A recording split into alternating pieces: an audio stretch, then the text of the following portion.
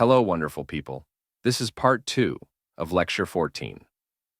I divided it because I didn't want to make the video too long. If you haven't watched part 1 yet, please do check that out.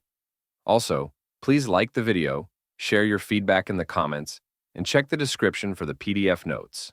Let's begin. The blue lines here represent a 20-minute time interval, combining the last 10 minutes of an hour and the first 10 minutes of the next hour to create a macro view. You can see how price came and tested these levels before heading toward the objective. ICT emphasizes the importance of time when looking for any significant signatures in price action. We have clear buy-side liquidity here, with many highs in close proximity. Look at the time when this fair value gap was created. It was 1 minute after the midnight opening range. This range starts from midnight New York local time and continues until 30 minutes past. ICT first discussed this concept in his earlier lectures. Here, he again stresses the importance of when inefficiencies or other price arrays are formed. The time they are created often plays a key role in driving price to its terminus. Now, this is where ICT took a couple of trades, explaining the reasoning behind them. Price failed to reach the second quarter, fell back, and attempted again, falling short, creating new relative equal highs. If price is to take this liquidity, we'll observe what happens when it returns to the new day opening gap. It should not close below new day opening gap. Price can drop below that level, which is fine, but it should close above the new day opening gap. The same pattern can be seen here. Price breached the new day opening gap, went below twice, but on both occasions, but it closed above. When price returned to the fair value gap, ICT placed a buy stop above the consequent encroachment of the gap. This protected him in case price dropped toward those relative equal lows, ensuring the order wouldn't be filled if price did not go above the consequent encroachment of this gap.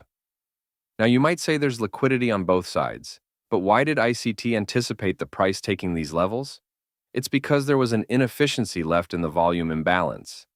If, in your chart, this volume imbalance appears filled, you might have turned on the settlement toggle in the chart.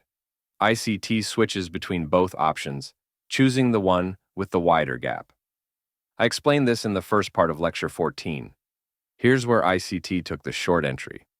The reason was that when price came back from the new day opening gap to the low of the daily volume imbalance, it couldn't even reach the first quadrant.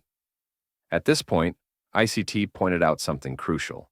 There was a change in the state of delivery, which signals the formation of an order block.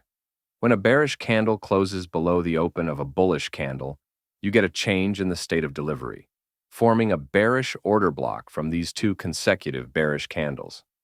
When price dropped from the volume imbalance after the change in the state of delivery, ICT shorted 6 contracts, then added 4 more when price returned to the new day opening gap.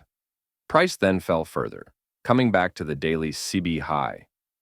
One of the key points ICT mentioned was that the fair value gap, where he took the entry, was the first fair value gap after the opening range had been established. That wraps up this second part of Lecture 14. Make sure to study these concepts, especially the importance of time, order flow, and price delivery. Don't forget to take screenshots of your charts as ICT advises. It's one of the best ways to internalize these lessons. If you haven't watched the first part of this lecture, please go check that out too. As always, like the video, drop your feedback in the comments, and grab the PDF notes from the description below. I'll see you in the next video.